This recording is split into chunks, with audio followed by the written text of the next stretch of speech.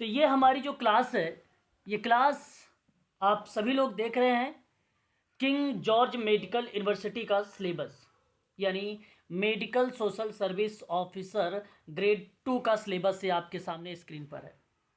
यहाँ unit number 1 पर nature and development of social work की टॉपिक कवर कर चुका हूँ मैं। सोशोलॉजिकल कॉन्सेप्ट भी बता चुका हूँ। Human behaviour and social environment भी टॉपिक हो चुका है आप लोगों का। सोशल एक्शन सोशल इन्वायरमेंट भी आपका हो चुका, सॉरी सोशल मोमेंट है यानी सामाजिक आंदोलन, ये भी टॉपिक हो चुकी है आप लोगों की। ठीक है, वहीं अगर हम बात करते हैं रिसर्च के आधार पे तो क्वालिटेटिव अप्रोच भी हो चुका है और क्वांटिटी अप्रोच दोनों हो चुका है। ठीक है, यानी मात्रात्मक और गुणात्मक जो उपागम है ये दोनों चीज़ें हो चुकी है। Administration of welfare and development services है, ये भी टॉपिक हो चुकी है। सोशल जस्टिस एंड एम्पावरमेंट ये टॉपिक डन है। सोशल डेवलपमेंट भी टॉपिक डन है। ठीक है, मैनेजमेंट ऑफ डेवलपमेंट ऑर्गेनाइजेशन ये टॉपिक आप लोगों का अभी है, बाकी है, इसको करवाना है। और social work with person with disability यानी सोशल वर्क में दिव्यांगता के फील्ड पर हम लोग बातचीत कर रहे थे। मैंने डिसेबिलिटी के टाइप को बताकर आरपीडब्ल्यूडी एक्ट के आधार पे वहीं पर छोड़ा था, उसके आगे आज हम लोग कवर करेंगे। और उसके बाद aspect of applied social work in hospital, ये बड़ा इंपॉर्टेंट टॉपिक है मेडिकल सोशल वर्क के स्टूडेंट के लिए। यहाँ इस टॉपिक से आप लोगों के 2 प्रश्न बनेंगे, 2 क्वेश्चंस बनेंगे मेडिकल में। ठीक है, और उसके बाद ह्यूमन राइट आपका रह गया है और सोशल वर्क प्रैक्टिस आपका रहा है। और social work practice in mental health setting, setting का मतलब होता है रणनीति, क्या कौन सी रणनीतियाँ आप लोग अपनाएंगे। तो ये टॉपिक अभी आपकी बाकी है, कुल मिला जुला के लगभग 3 से 4 टॉपिक है। ठीक है, एक तो आप मान लीजिए applied social work in hospital, एक टॉपिक ये हो गया। Human right and social work practice ये आपका दूसरा टॉपिक हो गया। तीसरा टॉपिक आपका social work practice in mental health setting हो गया, ये तीसरा टॉपिक है। चौथा आपका मैनेजमेंट ऑफ डेवलपमेंट ऑर्गेनाइजेशन, ये 4 टॉपिक। यूनिट नंबर ये जो आप देख रहे हैं 7, इसमें 4 पॉइंट्स रह गए हैं और पर्सन विद डिसेबिलिटी आज आपका कवर हो जाएगा, ये टोटल यहाँ पे मैं कवर कर दूंगा। ठीक है, तो चलिए क्लास को स्टार्ट करते हैं। अगर इनकेस अगर आप लोगों को कोई डाउट या किसी भी प्रकार की अगर आपको समस्या हो रही है तो आप लोग जो है हमसे पूछ सकते हैं क्लास के दौरान भी। ठीक है, चलिए स्टार्ट करते हैं। देखिए लास्ट टाइम में मैंने आप लोगों को बताया भी है, ठीक है, पर्सन विथ डिसेबिलिटी के आधार पे मैंने पीडब्ल्यूडी एक्ट के बारे में बताया है। पीडब्ल्यूडी एक्ट कब आया था? 1995 में आया था, 1995 में आया था। ये मैंने आपको बताया था, इसमें कुल 7 प्रकार की डिसेबिलिटीज़ हैं, है ना, ये लास्ट क्लासेस में जिक्र हो चुका है। और इसी के स्थान पे आरपीडब्ल्यूडी एक्ट आया। ठीक है, ये बेसिकली 2016 में आया। ठीक है, जून 2017 में बेसिकली ये लागू हो गया। ठीक है, और इसके अंतर्गत कुल टोटल 21 टाइप की डिसेबिलिटी बताई गई है, मैंने लास्ट क्लास में आप लोगों को बता चुका हूँ। ठीक है, तो देखिए पॉइंट नंबर 15 में क्या कह रहा है, बेंच मार्क दिव्यांगता 6 से 18 वर्ष की आयु। ध्यान रखिएगा, कभी कभी आप लोगों को ना 6 से 14 वर्ष भी मिलता है ऑप्शन में। ठीक है, 6 से 14 वर्ष भी ऑप्शन मिलता है तो वो बेसिकली गलत होता है। डिसेबिलिटी के फील्ड में 6 से 18 होगा, और जब बच्चों के शिक्षण प्रशिक्षण की बात होगी तो वहाँ पे 6 से 14 वर्ष की आयु को दर्शाया जाएगा। ठीक है, तो दिव्यांगता या दिव्यांग व्यक्तियों के अधिकार जो अधिनियम है 2016, उसके मुताबिक कहा गया है कि 6 से 18 साल के बीच के बेंचमार्क दिव्यांग बच्चों को मुक्त शिक्षा का अधिकार होगा। तो डिसेबल वहां पे 6 से 14 नॉर्मल बच्चों के बारे में बात की गई है। यहां मैं जो बता रहा हूं आपको 6 से 18 वर्ष के बीच के बेंचमार्क दिव्यांग वाले बच्चों को उनके लिए मुक्त शिक्षा के बारे में बताया गया है। ठीक है, ये चीज़ जरूर ध्यान रखिएगा। या अधिकार सरकारी और गैर सरकारी आप कह सकते हैं, मान्यता प्राप्त स्कूलों में भी इसके बारे में मान्यता मिली हुई है और एक प्रकार से ये चीज़ें इस समय लागू भी है, इम्प्लीमेंट भी है। ठीक है, तो याद रखेंगे 6 से 18 वर्ष की आयु है, बेंचमार्क दिव्यांगता में ये बात कही गई है, निःशुल्क या मुक्त शिक्षा का अधिकार है ऐसे बच्चों को। इसके मतलब यहाँ पे बताया गया है बेंचमार्क दिव्यांगता से तात्पर्य क्या है। ठीक है, आरपीडब्ल्यूडी एक्ट 2016। ठीक है, इसी के तहत मान्यता प्राप्त किसी भी प्रकार की कम से कम 40% दिव्यांगता है, यानी आपसे अगर मैं कहूँ कि 0 से लेकर 39, यहाँ पर मैं आपको बता रहा हूँ 0 से लेकर 39 50% के बीच होने वाले लोगों को दिव्यांग माना जाता है। ये बात जरूर ध्यान रखेंगे। लेकिन वे इन श्रेणी में बेसिकली शामिल किए गए हैं। तो ये अप्रोक्सीमेटली में 40% माना गया है। परीक्षा में सवाल भी बनाया गया है कि किसी भी व्यक्ति की दिव्यांगता कितने प्रतिशत होनी चाहिए, कितने प्रतिशत होनी चाहिए, वो 40% दर्शाया गया है। यदि आएगा परीक्षा में तो आप 40% ही लगाएंगे। ठीक है। वहीं कहा है कि उच्च शिक्षा में जो आरक्षण है, मतलब हायर एजुकेशन की बात कर रहा हूं मैं, हायर एजुकेशन में 5% से कम नहीं, मतलब आपको यहाँ पे हायर एजुकेशन में यानी सरकारी और गैर सरकारी सहायता प्राप्त उच्च शिक्षण संस्थानों में ना सीटों में इनको 5% की जो है आरक्षण मिलेगा, और वो हायर एजुकेशन में मिलेगा, हायर एजुकेशन में मिलेगा। एजुकेशन ध्यान रखिएगा, नौकरी में 5% नहीं लगाना है, एजुकेशन में लगाना है। सरकारी नौकरियों में अगर प्रश्न बनता है, सरकारी नौकरी में, तो 4% आरक्षण के बारे में बात करेंगे आप। 4% आरक्षण की बात करेंगे, किसके लिए? दिव्यांग बच्चों के लिए। भूमि आवंटन में आरक्षण, गरीबी उन्मूलन योजनाओं में आरक्षण की बात किया जा रहा है, तो उसमें 5%। अब अच्छा कि पेपर में भूमि आवंटन आरक्षण नहीं आया है, ना ही गरीबी उन्मूलन योजना में भी आया है सवाल। हायर एजुकेशन में आया हुआ है और सरकारी नौकरी में भी आया हुआ है। तो चांसेस है medical social service officer grade 2 Lucknow में हो सकता है ये सवाल बना दे आपको। 4%, 5% जरूर याद रखिएगा। जैसे अतिरिक्त लाभ बेंचमार्क वाले व्यक्तियों के लिए प्रदान किए गए हैं, ये बेसिकली एक प्रकार से आरक्षण सुविधाएं उनके लिए। आगे बात करते हैं नेक्स्ट पॉइंट पर। तो यहां देखेंगे आरपीडब्ल्यूडी एक्ट में 2016 में जो ये एक्ट आया, उसमें कुल टोटल 102 खंड है और 17 अध्याय है। ये परीक्षा में नहीं आएगा। ठीक है। तो कुल टोटल अगर प्रश्न बनता है इन केस, तो आप बताइएगा 102 खंड है और 17 अध्याय है, लेकिन फिर भी मैं कहूँगा ये आएगा नहीं परीक्षा में। अब हम बात करते हैं जो इम्पोर्टेंट बेसिकली धाराएं हैं या जो सेक्शन है उसके बारे में इस एक्ट के थ्रू। तो देख सकते हैं आरपीडब्ल्यूडी एक्ट में पहला अध्याय बेसिकली उसका नाम है प्रारंभिक। ठीक है। और प्रारंभिक में आप सभी को पता है, एक तो संक्षिप्त नाम होता है, ठीक है, परिभाषाएं होती हैं। कोई भी अगर आप एक्ट उठाएंगे तो उस एक्ट का जब पहला सेक्शन देखेंगे तो उसमें संक्षिप्त शीर्षक मिलेगा, फिर उसके नीचे परिभाषाएं मिलेंगी। जैसे परिभाषाएं किसकी? दिव्यांग बच्चों की परिभाषाएं हो गई, गंभीर दिव्यांग बच्चों की परिभाषाएं होंगी, उनकी डेफिनेशन बताई गई है। जो मेन कीवर्ड्स होते हैं उनकी बेसिकली डेफिनेशन बताई जाती है। साथ ही साथ उसका पूरा नाम भी बताया जाता है। ठीक है। संक्षिप्त जो भी होता है, जैसे आरपीडब्ल्यूडी एक्ट है तो right to person with disability act, ये पूरा लिख दिया जाता है। तो ये सारे पूरी डिटेल इंफॉर्मेशन पहले वाले सेक्शन में मिलता है। उसके बाद दूसरा सेक्शन देखिएगा, ये थोड़ा सा इंपॉर्टेंट रहेगा। इसमें अगर हम बात करते हैं चैप्टर नंबर 2 में, तो यहां देखेंगे अधिकार और अधिकार के बारे में बात की गई है।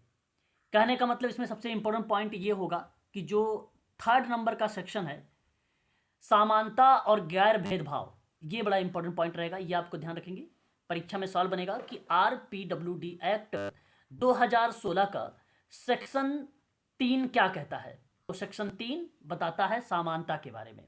ठीक है। किसके बारे में बताता है? समानता और गैर भेदभाव के बारे में बताया जाता है। इसका मतलब आप सभी को मालूम होगा, समानता का आशय किस शब्दों से लिया जाता है?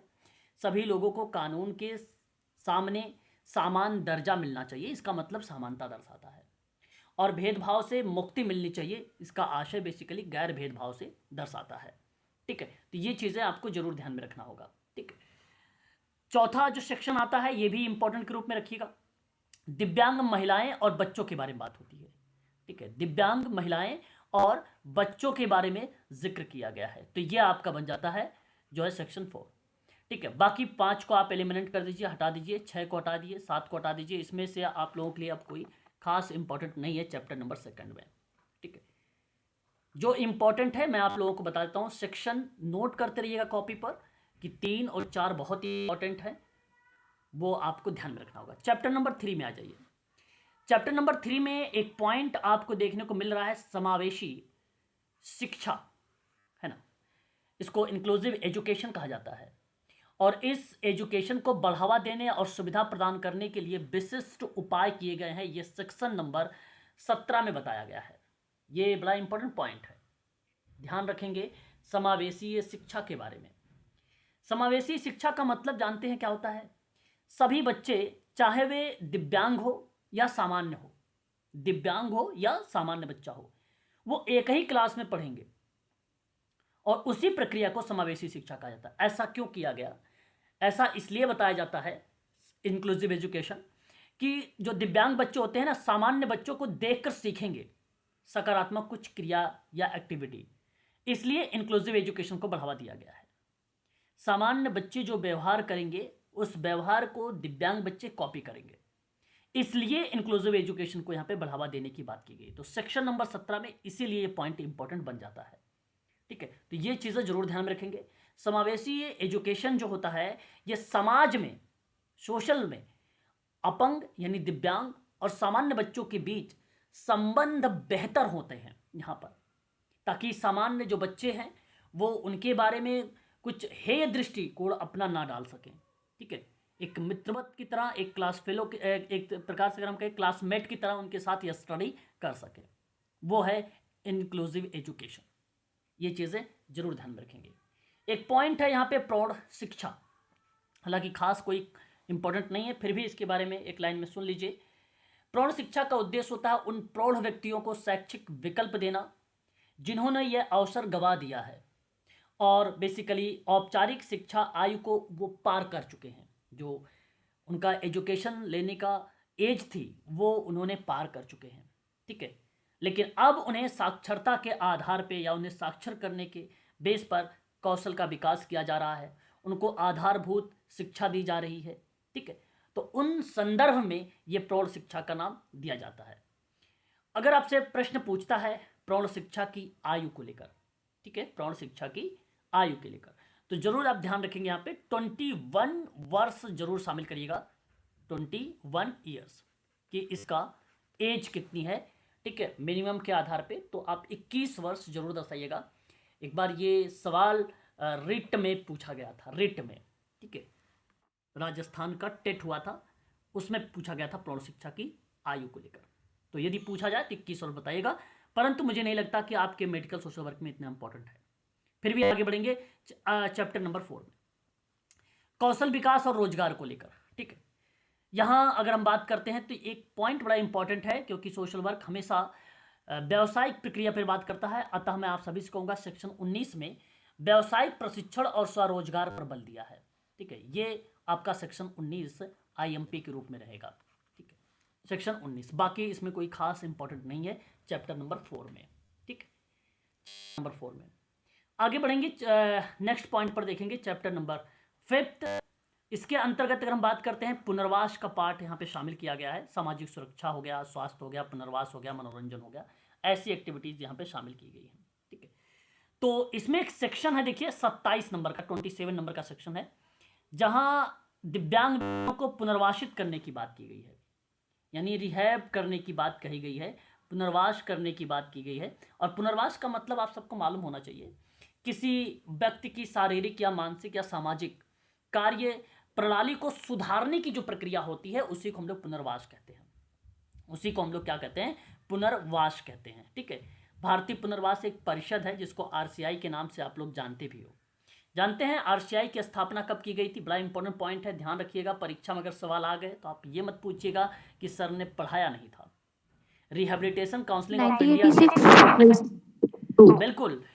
यदि यहाँ पर आपसे सवाल बनाया जाए या पूछा जाए कि भारतीय पुनर्वास परिषद की स्थापना को लेकर, स्टैब्लिश को लेकर, तो आप सभी लोग ध्यान रखिएगा सन 1986 यानी 1986 में। यह प्रश्न परीक्षा में आ चुका है, मेडिकल सोशल वर्क में ही, किसी अदर एग्जाम में नहीं, मेडिकल सोशल वर्क में ही। भारतीय पुनर्वास परिषद एक अधिनियम बना, ये RCI एक एक्ट बना। ये जब एक्ट के रूप में आया तो इसका वर्ष लगाया जाता है 1992। ये आपको ध्यान रखना है RCI के संदर्भ में।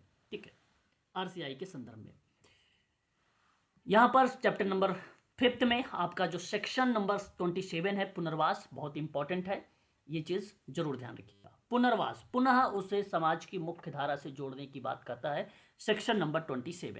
ये बात आप जरूर ध्यान में रखेंगे। चैप्टर नंबर अगर हम बात करते हैं यहाँ पर 6 के बारे में, तो आप देख सकते हैं यहाँ पर कि बेंचमार्क दिव्यांगता या दिव्यांग या विकलांग व्यक्तियों के लिए विशेष प्रावधान के बारे में जिक्र किया गया है।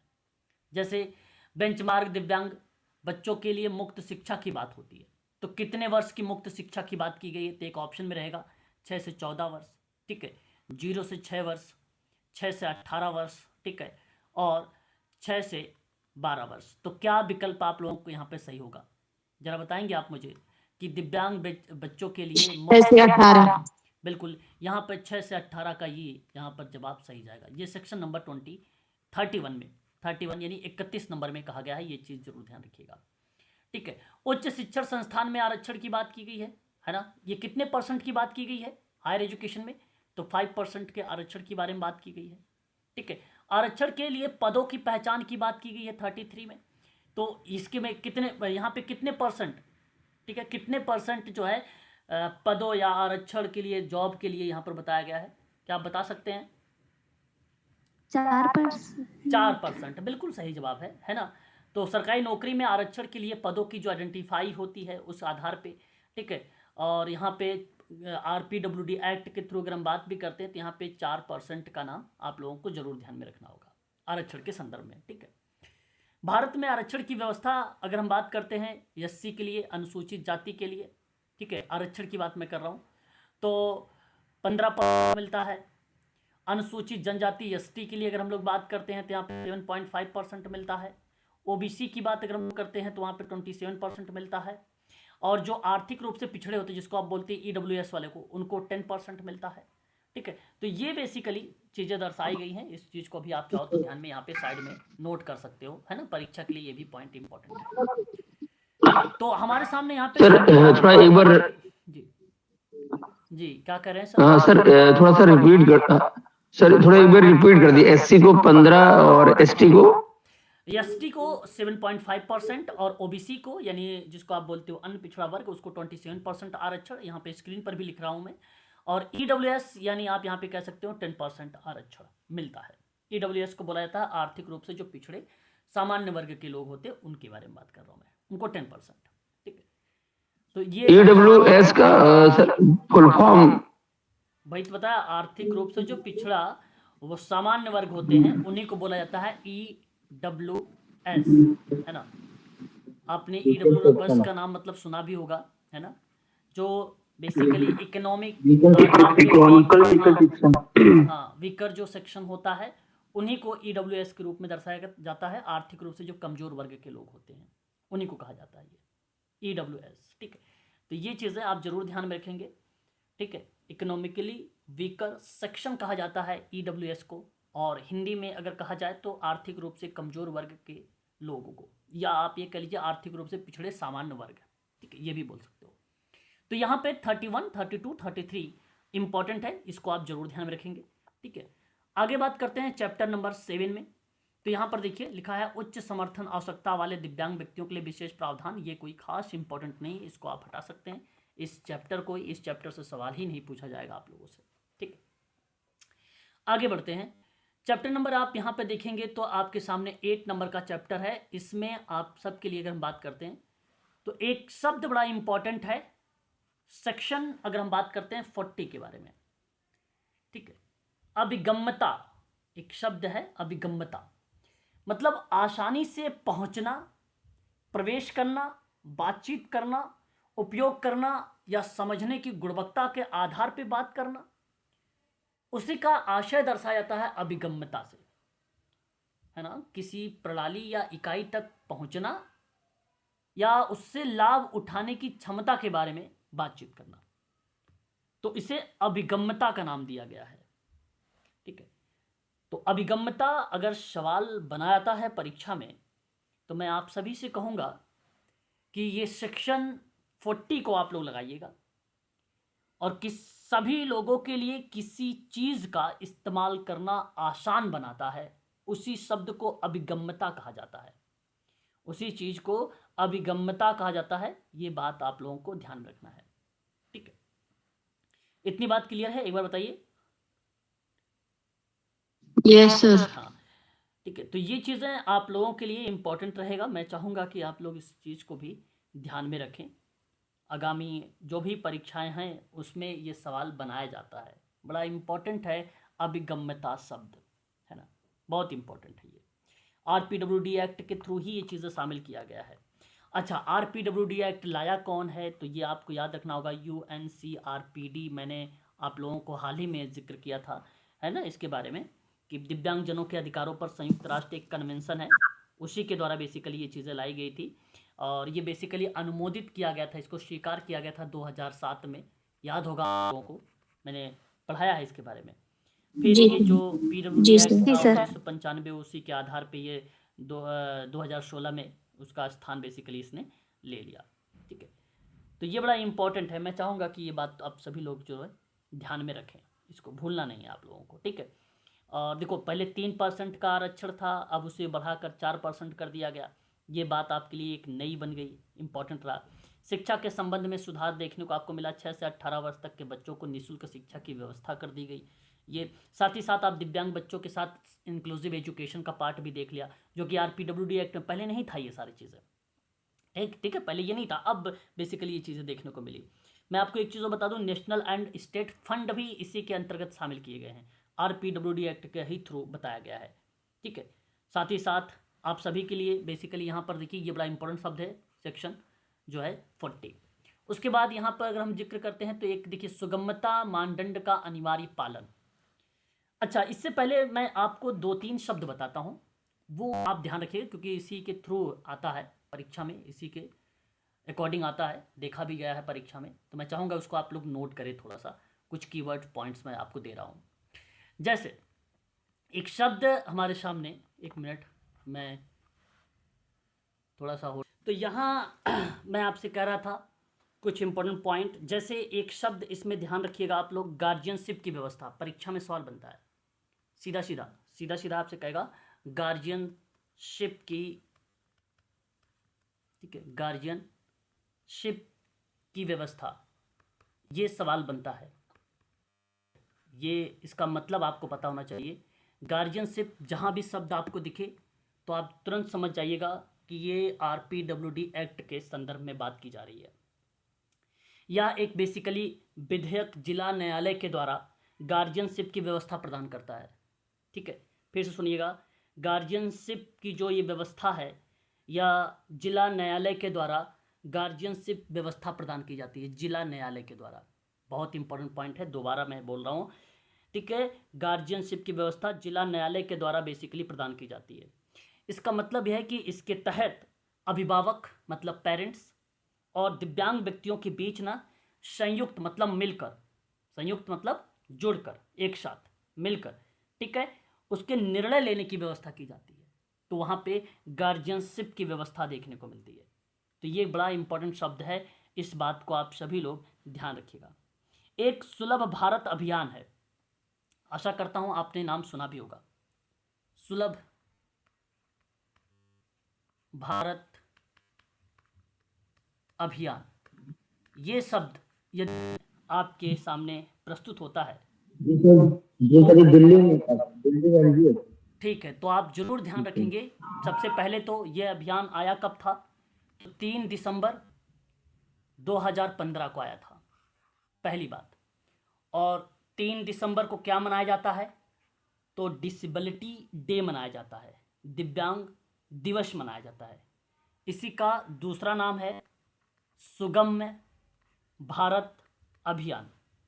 इसका मतलब है कि दिव्यांग जनों के लिए सार्वभौमिक पहुंच प्रदान करने के लिए राष्ट्रव्यापी अभियान के रूप में सुगम या सुलभ भारत अभियान, यानी दिव्यांगजनों को सशक्त बनाना, दिव्यांगजनों को सशक्त बनाना, यानी दिव्यांग व्यक्तियों को जीवन के सभी क्षेत्रों में ना भागीदारी करने के लिए समान अवसर और आत्मनिर्भर जीवन प्रदान करने के संदर्भ में बात कही गई है। तो ये आपके सामने दूसरा एक इम्पॉर्टेंट कीवर्ड है।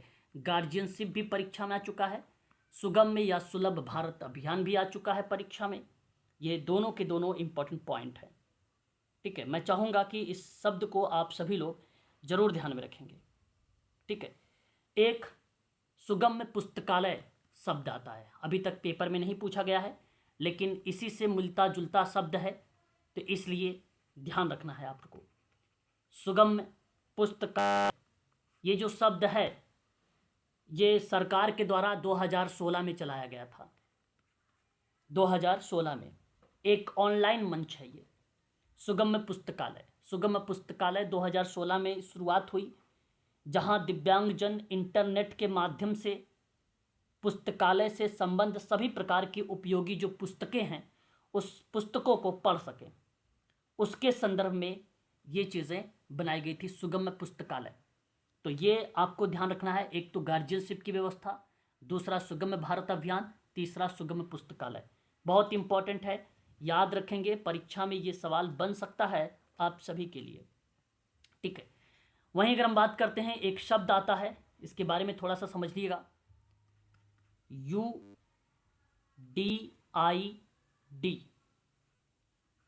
ठीक है, यहाँ अगर हम बात करते हैं तो ये बेसिकली यूनिवर्सल है, एक प्रकार से भारत सरकार के द्वारा वेब आधारित असाधारण दिव्यांग आइडेंटिफिकेशंस या डिसेबिलिटी बारे में जिक्र किया गया है, यानी उसकी पहचान के बारे में जिक्र किया गया है, बताया गया है।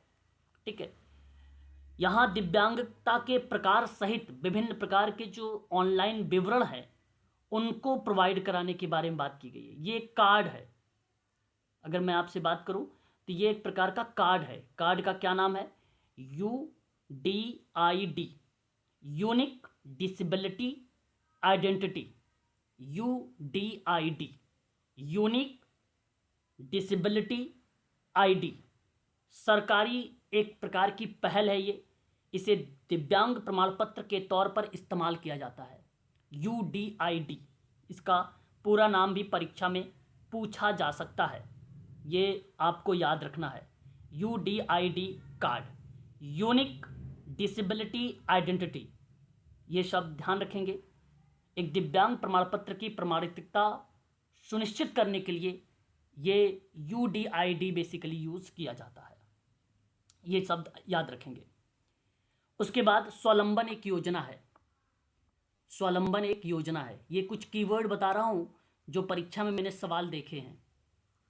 स्वावलंबन एक योजना है, ये योजना भी डिसेबिलिटी से संबंधित है।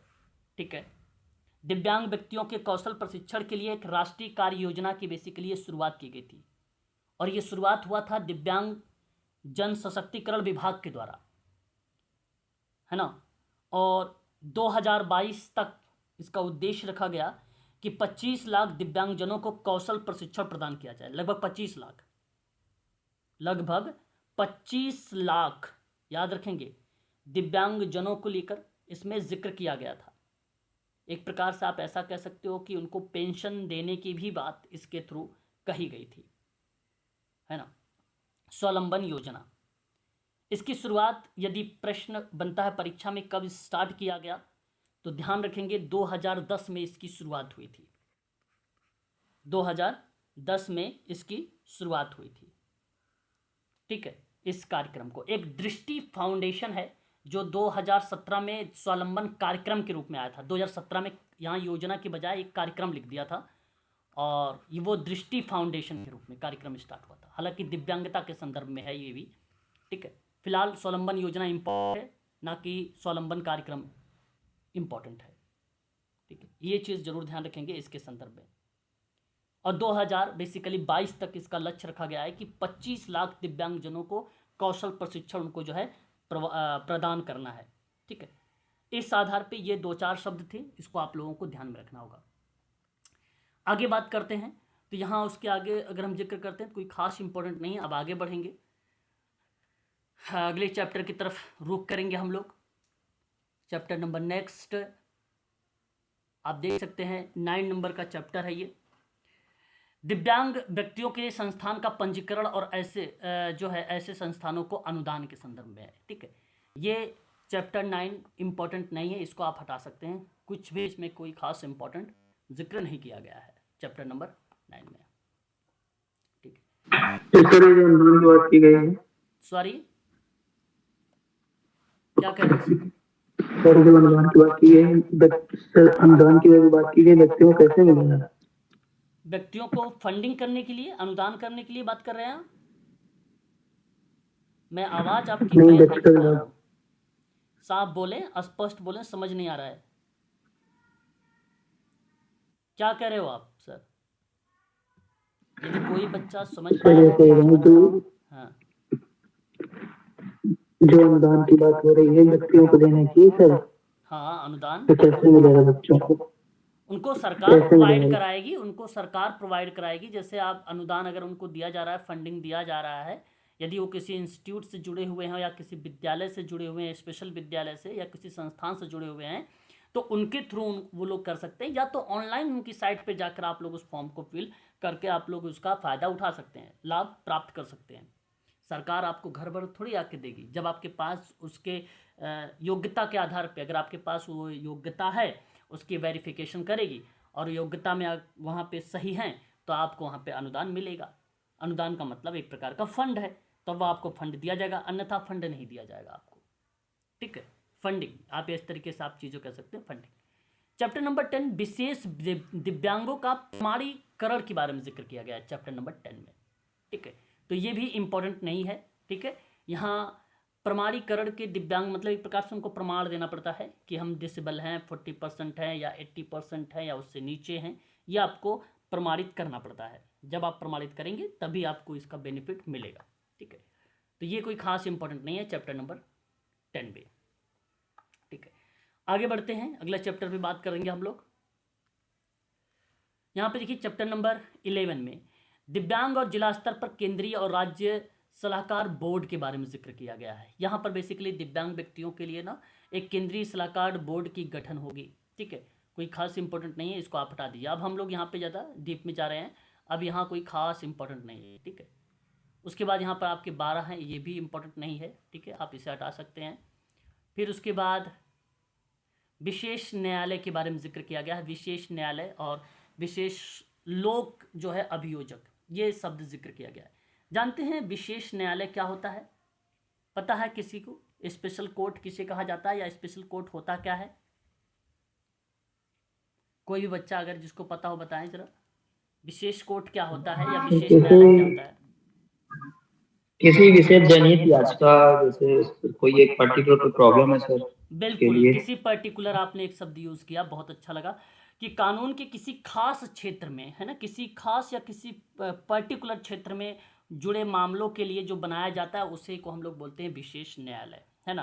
तो ये चीज़ें बेसिकली कई पार्टिकुलर एक चीज़ों पर जिक्र करता है, तो उसके संदर्भ में यहाँ पे जिक्र किया गया है। विशेष न्यायालयों के जरिए अपराधों को त्वरित परीक्षण किया जा सकता है, तो इसलिए एक विशेष कोर्ट जरूर होगा उनके लिए। ठीक है, इसलिए यहाँ पर ये शब्द यूज में लाया गया है। भारत के सर्वोच्च न्यायालय ने विशेष लोक अदालत का आयोजन भी किया है। यहाँ पर देख सकते हैं विशेष लोक अभियोजन, भारत के सर्वोच्च, ये प्रश्न बन सकता है कि विशेष लोक अभियोजन का जो पार्ट है ये किसके द्वारा संचालित हुआ है, तो उस संदर्भ में आप लोग सुप्रीम कोर्ट का नाम ले सकते हैं और सुप्रीम कोर्ट का नाम बता सकते हैं। मेरा कहने का भाव ये है कि जो स्पेशल पब्लिक प्रोसेक्टर्स शब्द है यूज़ किया गया है, इसका मतलब है कि सरकार के द्वारा नियुक्त वकील होता है जो विशेष न्यायालयों में मामलों की पैरवी करता है। विशेष मामलों में क्या करता है? मामलों का, उस केस का पैरवी करता है। उसके संदर्भ में ये शब्द शामिल है, विशेष लोक अभियोजक शब्द। ठीक है, अभियोजक शब्द। ठीक है, ये बात आप जरूर ध्यान रखिएगा। ये कौन होता है? ये सरकार के द्वारा नियुक्त एक वकील होता है जो विशेष न्यायालय में, जैसे कि सेक्टर नंबर, अगर हम बात करते हैं सेक्शन नंबर 84 में, ठीक है, उसमें दिया गया है, उस न्यायालय में मामलों के लेकर जो चुनौतियां हैं, जो मामले हैं, उसकी जो है सुनवाई करता है या पैरवी करता है। म्यूट हो जाइए, बैकग्राउंड आवाज़ आ रही है। ठीक है, तो ये चीज़ जरूर ध्यान रखिएगा। दिव्यांग व्यक्तियों के लिए एक राष्ट्रीय कोष है। राष्ट्रीय कोष का मतलब आप सबको पता होगा, कहीं ना कहीं मैं फंडिंग की बात कर रहा हूँ। किसकी बात कर रहा हूँ? दिव्यांग व्यक्तियों के लिए एक राष्ट्रीय कोष के बारे में। ठीक है, तो कई तरह की सुविधाएं दी जाती हैं। जैसे अगर मैं बात करूं छात्रवृत्ति को लेकर बात करूं या उसके सहायक उपकरण को लेकर बात करूं, ठीक है, सहायक उपकरण जिसे व्हीलचेयर, ट्राईसाइकिल, ठीक है, या राष्ट्रीय पुरस्कार की बात करूं, इत्यादि, इन चीज़ों को इसके अंतर्गत शामिल किया गया है।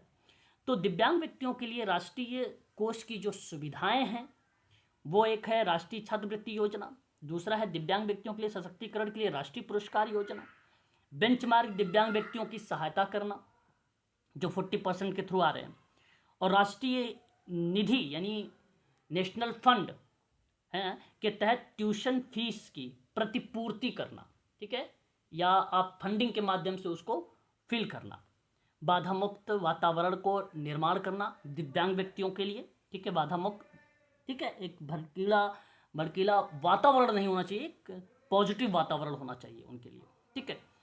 दिव्यांग पहचान पत्र या सुगम्य भारत अभियान जैसे कार्यक्रमों का भी इसके अंतर्गत जिक्र किया गया है। फिलहाल ये दिव्यांग व्यक्तियों के लिए राष्ट्रीय कोष के बारे में जितनी बातें मैंने बताई ये जानना जरूरी है, लेकिन ये कोई खास इंपॉर्टेंट नहीं है सेक्शन इसके अंतर्गत, ठीक है। उसके बाद अगर हम लोग बात करते हैं तो सेक्शन 15 में देख सकते हैं दिव्यांग व्यक्तियों के लिए राज्य निधि की बात की गई है ना, यानी स्टेट फंड की बात हुई है। वहाँ पे नेशनल फंड था ऊपर, अब स्टेट फंड की बात होती है। तो अगर राज्य के आधार पे बात करते हैं तो राज्यों में अपना अलग अलग तरीके से योजना या कार्यक्रम या छात्रवृत्ति के माध्यम से उनको फंडिंग कर सकती है, वो राज्य के आधार पे होता है, ठीक है। सेक्शन 16 में बेसिकली अपराध और शास्ति के बारे में जिक्र किया गया है, ये कोई खास इंपॉर्टेंट नहीं है, इसको आप हटा सकते हैं, ठीक है। उसके बाद आता है सेक्शन 17 यानी लास्ट नंबर का सेक्शन, ठीक है। यहाँ अगर हम बात करते हैं मिसलेनियस शब्द यूज़ किया गया है, यानी विविध शब्द के बारे में, जो चीज़ें बची हैं उसको इसमें डाल दिया गया है, ठीक है। मैंने कहा था कुल खंड आपके 102 हैं, अध्याय कुल टोटल 17 हैं, ठीक है। और यहाँ पर भी 17 में भी कोई खास इंपॉर्टेंट पार्ट नहीं है। तो जितने मैंने अभी आपको सेक्शन बोले हैं, अगर आप सेक्शन कॉपी पर मेंशन किए हैं तो बहुत अच्छी बात है, उन सेक्शन को आप जरूर ध्यान रखेंगे। तो ये था RPWD एक्ट 2016 के बारे में, ठीक है, पूरी मैंने बता दिया इसके संदर्भ में 2 वीडियोस में। आगे हम बात करेंगे, यहाँ पर भी ये टॉपिक भी बड़ा इंपॉर्टेंट है।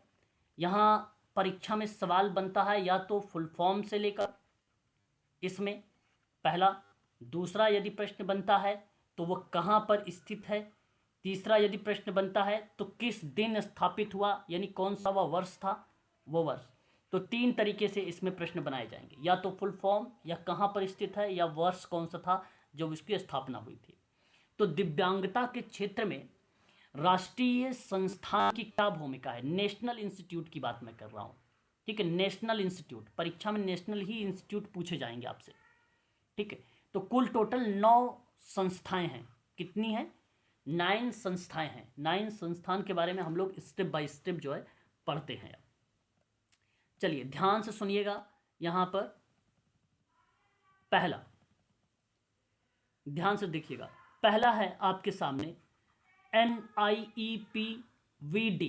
ये या तो आपको इस तरीके से नाम दे देगा और आपसे कहेगा इसका पूरा नाम आप बताएं, फुल फॉर्म आपको बताना होगा। तो national Institute for the empowerment of person with visual impairment या विजुअल डिसेबिलिटीज, ये इसका पूरा नाम है, ठीक है। विजुअल का मतलब होता है दृष्टिबाधित, ठीक है। आप यहाँ पे कह सकते हो राष्ट्रीय दृष्टि दिव्यांग जन सशक्तिकरण संस्थान, जिसकी स्थापना हुई थी 1979 में, और कहाँ पर हुआ था, तो देहरादून में हुआ था। तो ये IMP है, 9 है, 9 के 9 इंपॉर्टेंट है, 9 में से एक सवाल जरूर पूछा जाएगा। अब कौन सा पूछा जाएगा, या आप लोगों को सारे इंस्टीट्यूट ध्यान में रखने होंगे। दूसरा एक इंस्टीट्यूट आता है आपके सामने AYJNISHD, अली यावर जंग national Institute of speech and hearing disabilities, यानी अली यावर जंग राष्ट्रीय वाक एवं श्रवण दिव्यांगजन संस्थान है ये, ठीक है। ये हियरिंग डिसेबिलिटीज़ है, ये सरकारी संगठन है जो बोलने और सुनने में अक्षम होते हैं, उनको ये सेवा प्रोवाइड कराता है ये इंस्टीट्यूट, ठीक है। अब मैं आपको बता दूं, इसका जो संस्थान मुख्य है बेसिकली माना जाता है वो मुंबई माना जाता है। इसकी स्थापना सन 1983 में हुआ था। मुख्य संस्थान बांद्रा पश्चिम मुंबई में है, बांद्रा में है, ठीक है, मुंबई बांद्रा में। इसके बेसिकली कुछ क्षेत्रीय संस्थान है इसी के इंस्टीट्यूट के, अली यावर जंग के। एक तो आपके कोलकाता में मिल जाएगा इसका इंस्टीट्यूट, रिलीजन्स आप कह सकते हो क्षेत्र, और दूसरा आपको एक नई दिल्ली में मिल जाएगा, नई दिल्ली में। तीसरा सिकंदराबाद, चौथा भुवनेश्वर। तो 4 जगह है भुवनेश्वर, भुवनेश्वर, ठीक है, ये 4 जगह है, कोलकाता, भुवनेश्वर, नई दिल्ली और एक मैंने बताया सिकंदराबाद। तो ये 4 जगह याद रखना होगा। मेन तो बेसिकली मुंबई में ही है, ठीक है। मुख्य सेवाएं बेसिकली सामुदायिक कार्यक्रम करता है और जनशक्ति में ये कार्य करता है, और खासकर जो बच्चे बोलने और सुनने में अक्षम होते हैं उन लोगों के लिए ये सेवा प्रोवाइड कराता है। इसी को बोला जाता है स्पीच एंड हियरिंग डिसेबिलिटीज। तीसरा आता है NIEPID, बहुत इम्पॉर्टेंट है ये भी, आपने इसका नाम सुना भी होगा, नेशनल इंस्टीट्यूट, ठीक है, for the empowerment of person with intellectual disabilities. इसको बेसिकली पहले मेंटल रिटार्डेशन के नाम से जाना जाता था, पहले मेंटल रिटार्डेशन के नाम से जाना जाता था, अब इसको इंटेलेक्चुअल डिसेबिलिटीज के नाम से जाना जाता है, ठीक है। यह राष्ट्रीय बौद्धिक दिव्यांगजन सशक्तिकरण संस्थान है। सन 1984 में सिकंदराबाद में इसका मुख्यालय है, या मेन आप कह सकते हो हेड क्वार्टर है इसका, ठीक है, सिकंदराबाद। सिकंदराबाद बेसिकली तेलंगाना में है, ये शब्द याद रखिएगा, बार बार सिकंदराबाद में बोल रहा हूँ तो तेलंगाना में है, पता चले आप कहीं और लगा दें, ठीक है। तो इसका क्या रोल है? राष्ट्रीय हित में बौद्धिक दिव्यांग व्यक्तियों को गुणवत्तापूर्ण सेवा प्रोवाइड कराता है ये इंस्टीट्यूट, दिव्यांग जो बौद्धिक दिव्यांगजन व्यक्ति होते हैं उनके लिए। मेंटल रिटार्डेशन या आप इसे मंद बुद्धि कह सकते हो, मंद बुद्धि के लिए ये संस्थान है, सन 1984 का, ठीक है। आपका 3 संस्थान हो गया। चौथा इंस्टीट्यूट आप ध्यान रखें, NILD, national Institute for locomotor disabilities है ये बेसिकली आप ये कह सकते हैं राष्ट्रीय गतिशील दिव्यांगजन संस्थान है ये। इसकी स्थापना सन 1978 में हुई थी, कहाँ पर? तो कोलकाता में। आप लोग इसका जवाब बताइएगा, ठीक है। ये पहले राष्ट्रीय अस्थि मतलब होता है एक प्रकार की हड्डी, ठीक है, अस्थि मतलब हड्डी, ठीक, अस्थि नहीं होगा, अस्थि होगा, ठीक है, अस्थि दिव्यांगजन संस्थान है ये। और ये संस्थान सामाजिक न्याय और अधिकारिता मंत्रालय के द्वारा बेसिकली भारत सरकार में इस संस्थान को चलाया गया, राष्ट्रीय गतिशील दिव्यांगजन संस्थान। जो चलन दिव्यांगता होती है, जो गतिशील दिव्यांगता होती है, जो लोकोमोटर डिसेबिलिटीज होती है, उनके लिए काम करता है, पुनर्वास का काम करेगा उनके लिए, शिक्षा देता है, प्रशिक्षित करता है उनको, अनुसंधान भी करता है, मानव संसाधन विकास पर काम भी करता है। व्यावसायिक चिकित्सा हो गया, आर्थोपैडिक हो गया, है ना, आर्थोपैडिक का प्रशिक्षण भी प्रोवाइड कराता है इसमें। पुनर्स्थापना, सर्जरी, सहायता, उपकरण, व्यावसायिक प्रशिक्षण की सुविधा भी ये इंस्टीट्यूट प्रोवाइड कराता है। इसकी स्थापना कब हुई? तो 1978 में कोलकाता में हुई। कोलकाता कहाँ? पश्चिम बंगाल में है। ये शब्द जरूर ध्यान रखेंगे आप लोग, ठीक है। आगे बात करते हैं नेक्स्ट इंस्टीट्यूट के बारे में। पॉइंट नंबर 5, PDUNIPPD, बहुत इंपॉर्टेंट है ये भी, ये परीक्षा में आया हुआ है। और Pandit Deendayal Upadhyaya National Institute for Person with Physical Disabilities के बारे में जिक्र किया गया है इसमें, है ना। जैसे कि नाम से ही स्पष्ट हो जाता है आप लोगों के लिए कि ये पंडित दीनदयाल उपाध्याय राष्ट्रीय शारीरिक दिव्यांगजन संस्थान है ना। शारीरिक दिव्यांगजन ये एक प्रकार का संस्थान है। ये 3 मई 1975 में इसकी स्थापना की गई थी। कहाँ पर? तो नई दिल्ली में है, ठीक है, फिरोज शाह कोटला के बगल में नई दिल्ली में है ये, ठीक है। और सन 1975 में इसकी स्थापना हुई है, सन 1975 में इसकी स्थापना की गई थी।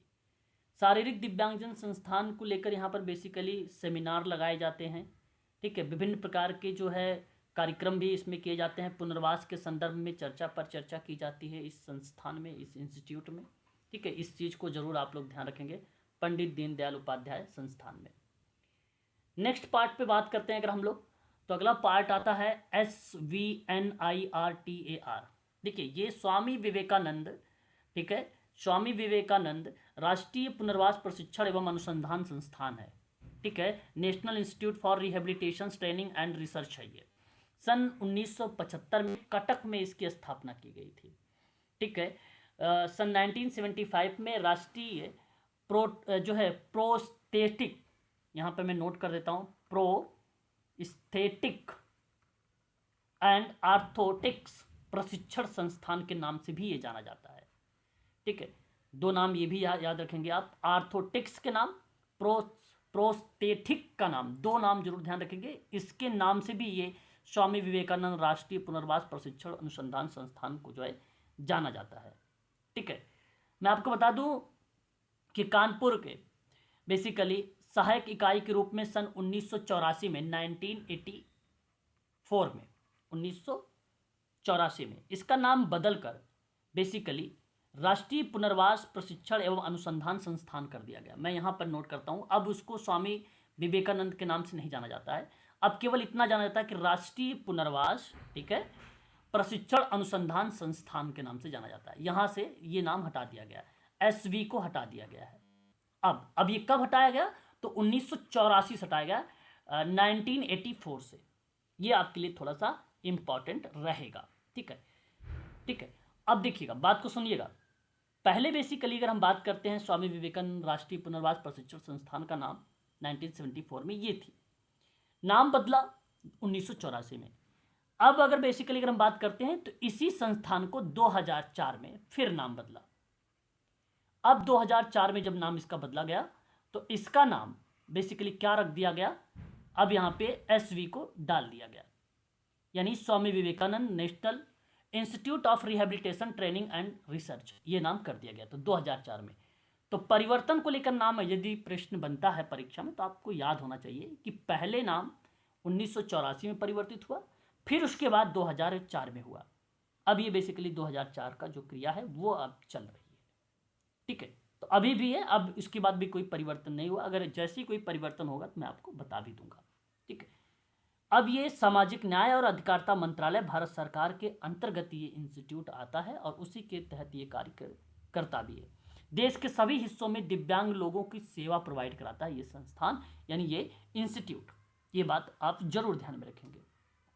ठीक है, आगे बात करते हैं कि इंस्टीट्यूट आता है NIEPMD, national Institute for empowerment of person with multiple disabilities है, यानी इसका मतलब है कि बहुविकलांगता सशक्तिकरण या दिव्यांगजन सशक्तिकरण संस्थान है। ये चेन्नई में है। इसकी स्थापना कब हुई थी तो आप सबको पता होगा, 2005।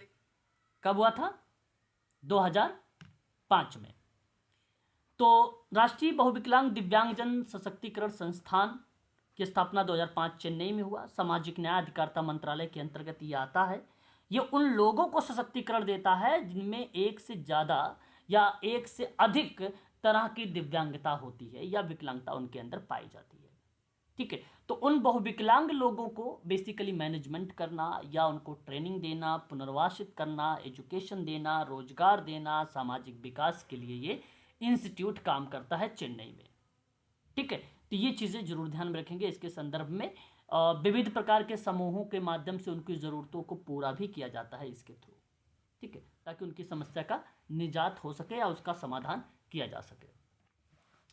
उसके बाद एक इंस्टीट्यूट और आता है यहाँ पर ISLRTC। ये भी इंस्टीट्यूट अभी हाल ही का है, इम्पॉर्टेंट है, ये भी आप ध्यान में रख सकते हैं। ये बेसिकली अगर हम बात करते हैं तो Indian sign language research and training centre है ये।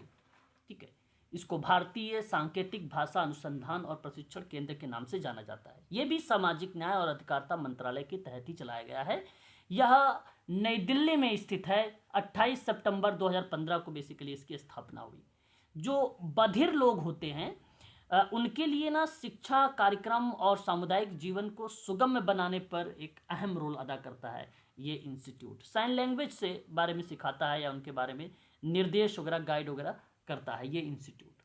ठीक है, तो ये इंस्टीट्यूट भी काफ़ी इंपॉर्टेंट है, इस चीज़ को आप सभी लोग ध्यान रखें। ये नई दिल्ली की ओखला में है। ये कहाँ पर है, नई दिल्ली ओखला में है। ठीक है, ये चीज़ आप लोगों को ध्यान में रखना है इसके संदर्भ में। पंडित दीनदयाल उपाध्याय नई दिल्ली में है, लेकिन वो फिरोज शाह कोटला के बगल में है। ये ओखला में है, वो फिरोज शाह कोटला के बगल में है, पंडित दीनदयाल उपाध्याय। अब देखिए, ये बेसिकली अब जब मैंने भी पीछे बताया है उसके बारे में फुल फॉर्म, ठीक है, उसका वर्ष और कहाँ पे वो स्थापित है।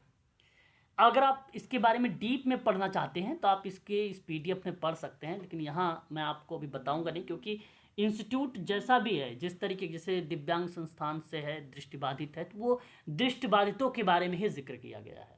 ठीक है, ये सारी चर्चा पर चर्चा यहाँ पर पीडीएफ में दी गई है, आप यहाँ पे पढ़ सकते हैं। अभी मैंने केवल 8 इंस्टीट्यूट के बारे में बताया है, एक इंस्टीट्यूट छूट रहा है।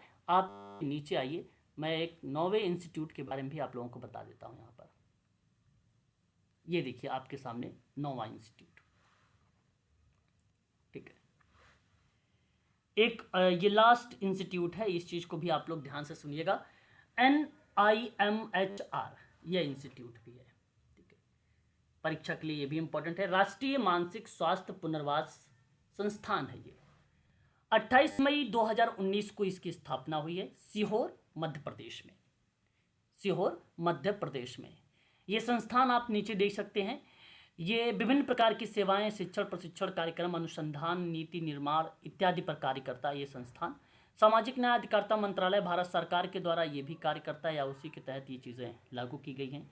इसमें विभिन्न प्रकार की जो है भूमिकाएं दर्शाई गई हैं। जैसे अगर मैं बात करता हूँ तो मनोविश्लेषणात्मक मूल्यांकन और परीक्षण पर भी जिक्र करता है। कहने का मतलब मानसिक स्वास्थ्य विकारों का पता लगाता है और उसमें मनोवैज्ञानिक परीक्षणों का और मूल्यांकन करके उसका साक्षात्कार या प्रश्नावली के माध्यम से परीक्षण करता है।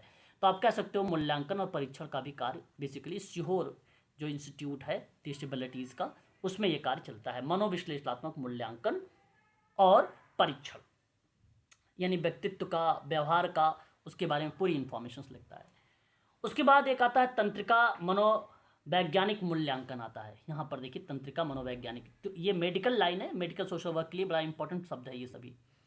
इसका मतलब है कि न्यूरोसाइकोलॉजिकल मूल्यांकन, मतलब किसी व्यक्ति के मस्तिष्क के कामकाज का पता लगाने के लिए ना मूल्यांकन करता है ये इंस्टीट्यूट जो सीहोर में स्थापित है, राष्ट्रीय मानसिक स्वास्थ्य पुनर्वास संस्थान, ठीक है। यह मूल्यांकन करता है मस्तिष्क की चोट की वजह से हुआ है कि स्ट्रोक की वजह से हुआ है कि जन्मजात समस्या है कि बीमारी के कारणों का पता लगाकर उसमें मॉडिफाई करने का काम करता है ये बेसिकली संस्थान, न्यूरोसाइकोलॉजिकल इवैल्यूएशन या असेसमेंट, ठीक है। उसके बाद एक शब्द आता है मनोशिक्षा, मार्गदर्शन और परामर्श, मतलब एक प्रकार की काउंसलिंग। यदि मैं मनोविज्ञान में मार्गदर्शन की बात करता हूँ या परामर्श की बात करता हूँ तो आप सब भली भांति तरीके से जानते हैं कि व्यक्तियों को उनकी शैक्षिक और व्यावसायिक मनोवैज्ञानिक क्षमताओं को खोजना और विकसित करने में मदद करने की जो प्रक्रिया होती है वो व्यक्तिगत खुशी होती है, सामाजिक उपयोगिता के आधार पर उनको हेल्प करता है, ठीक है। तो उस दृष्टिकोण में ये भी एक प्रकार से अहम रोल अदा करता है, ठीक है। तो मैं आप सबसे कहूँगा कि ये पार्ट आप सबके लिए भी इम्पोर्टेंट रहेगा, ठीक है। उसके बाद विभिन्न मानसिक स्वास्थ्य समस्याओं के लिए मन चिकित्सा हस्तक्षेप, मतलब एक प्रकार का इंटरवेंशन करना या उसके बारे में पहचान करना, आइडेंटिफाई करना, उसके क्रियाओं को रिप्रेजेंट करता है। फिर वाह पहुँच यानी एक प्रकार से उनको रिसोर्सेज देने की बात करता है, उन लोगों को जागरूक करने की बात करता है। ये सीहोर का जो इंस्टीट्यूट है राष्ट्रीय मानसिक स्वास्थ्य पुनर्वास संस्थान, इसमें एक अहम रोल अदा करता है। ये कुछ पॉइंट्स थे जो मैंने नीचे मेंशन किए थे। अनुसंधान की बात हो गया, ठीक है, वोकेशनल ट्रेनिंग की बात होगी, मानव संसाधन का विकास के रोल हो गया, ये सारी चीज़ें इसके अंतर्गत शामिल होती हैं, ठीक है। तो ये थे कुल टोटल 9 इंस्टीट्यूट। अब आपका ये अगर हम बात करते हैं सिलेबस के आधार पे KGMU हो गए, तो यहाँ आपका ये टॉपिक फिनिश हो गया, ठीक है, इसके थ्रू जहाँ मैंने person with social work with में पर्सन विद डिसेबिलिटीज़ के बारे में जिक्र कर रहा था, ठीक है। अब अगर आपको कहीं पर भी पर्सन विद डिसेबिलिटी में अगर कोई डाउट है तो आप पूछ सकते हैं, ठीक है, किसी भी पार्ट में, ठीक है। तो ये टॉपिक आपका फिनिश हो चुका है। कल हम लोग बात करेंगे मैनेजमेंट ऑफ डेवलपमेंट ऑर्गेनाइजेशन के बारे में, ये टॉपिक कल हमारा चलेगा। देन उसके बाद aspect of applied social work in hospital पर हम लोग चर्चा करेंगे।